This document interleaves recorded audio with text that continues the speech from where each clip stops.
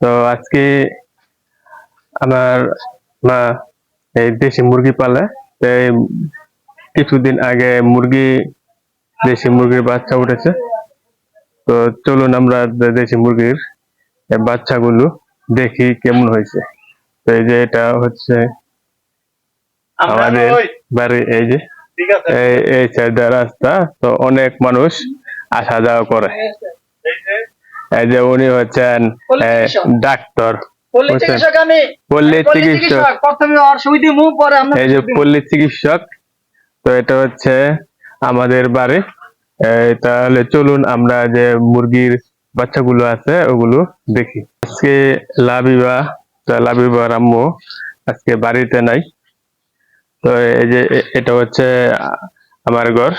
তো এই ঘর আমরা থাকি, আর এই ঘরে আমার আব্বারা থাকে। আর এখানে আছে এই সীতাফল গাছ, তারপরে আছে পেয়ারা গাছ। তো পেয়ারা ছোট ছোট পেয়ারা ধরছে। তো আর এই যে এটা হচ্ছে আপনার মুরগি, এই কোঠার মধ্যে রাখা হয়। তো চলুন আমরা দেখি মুরগিগুলা কেমন। তো এই যে মুরগির বাচ্চা। তো কিছুদিন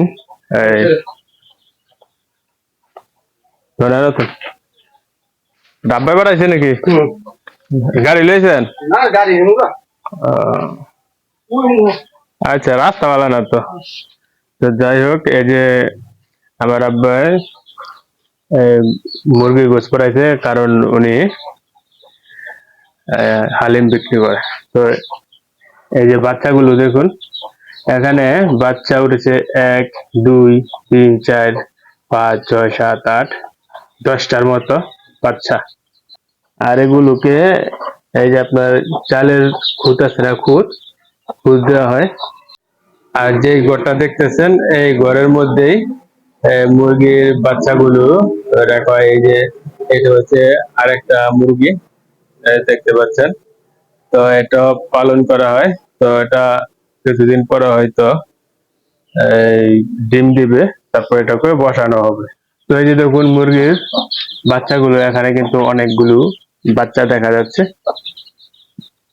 আসলে গ্রামের প্রতিটা বাড়িতেই হাঁস মুরগি পালন করে। আপনারা জানেন গ্রামের নারীরা অনেক হাঁস মুরগি পালন করে, তার কিছু টাকা আয় রোজগার হয়।